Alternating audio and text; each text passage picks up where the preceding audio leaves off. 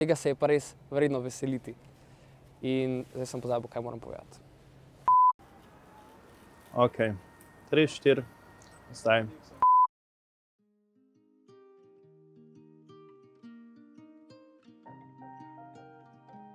Lahko bi rekel, da je v današnjem evangeliju kar veliko informacij. Janez Krstnik je bil pred Jezusom nekako tisti, ki je točno vedel, kaj se bo dogajalo. In on ga je napovedoval, predvsem pa je pomembno to, da je bil Jezusov dober prijatelj. In zakaj ne bi zaupali Jezusovemu prijatelju, sploh če sta se res dobro razumela, lahko si mislimo, da ni govoril tja od 3 dni. In v današnjem evangeliju govori predvsem o dolžnosti, oziroma nas opominja o dolžnosti. Pove, da cestninarji ne smejo zahtevati več denarja, kot naj bi ga, vojaki ne smejo izsiljevati ali groziti ljudem, množicam pa, ki ga sprašujejo, kaj naj počnejo, da bodo nekako dobri, in pove, da morajo deliti svoje dobrine, morajo deliti od tega, kar imajo. In sam pomislim pri dobrinah na to, da mogoče ne rabimo vedno darovati dobrin. Lahko darujemo tudi čas in talente, ker nimamo vsi enako dobrin. Tudi čas in talenti so zelo pomembni, če jih darujemo magari v cerkvi, v soseski, v šoli ali pa kjerkoli, kjer se čutimo, da lahko in smo tudi pripravljeni pomagati. In jaz sem prepričan, da Bog tudi to povrne. Dolžnost kristjanov danes je enaka, kot je bila dolžnost Janeza Krstnika. To je, da pripravimo pot Gospodu, tako kot jo je pripravljal on s tem, ko ga je oznanjal. In on pravi, prihaja tisti, ki vas bo krstil s Svetim Duhom in ognjem. To je pa res carsko in mislim, da se je tega res vredno veseliti. In takrat se je že ljudstvo nekako spraševalo, kdaj bo prišel Mesija, in so v pričakovanju. In tako tudi mi pričakujemo danes. Na adventnem venčku že gori 3. svečka, ki nekako ponazarja veselje oziroma nam sporoča, da se že pripravlja tisto čez en teden, ko se bo rodil naš odrešenik. In prav je, da pripravimo srce zanj. Kako?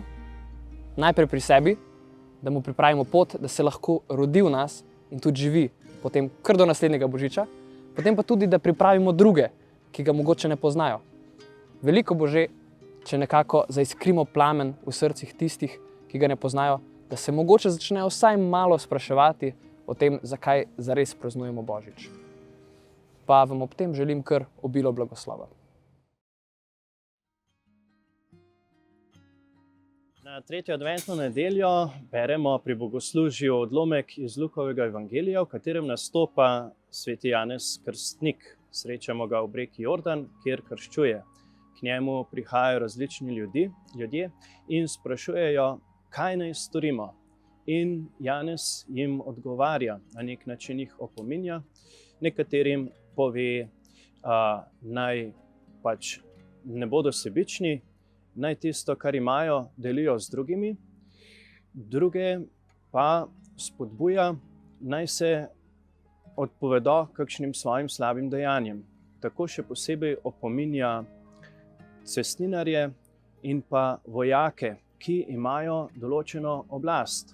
Spodbuja jih, naj ne zaračunavajo preveč davkov ali pa naj ne izrabljajo svoje vojaške moči. Drugi del odlomka pa nam Janez Krstnik pokaže na Jezusa, ki je resnični Mesija. On je močnejši od Janeza in bo prišel krščevati s Svetim Duhom in ognjem, torej s prvinami, ki so še močnejše od vode, s katero krščuje Janez Krstnik. Tako je odlomek sestavljen iz 2 delov. V prvem so torej opomini, ki spodbujajo ljudi, kako naj se pripravijo na odrešenikov prihod. V drugem delu pa je odrešenik sam in Janez predstavi, kaj bo storil, ko bo prišel.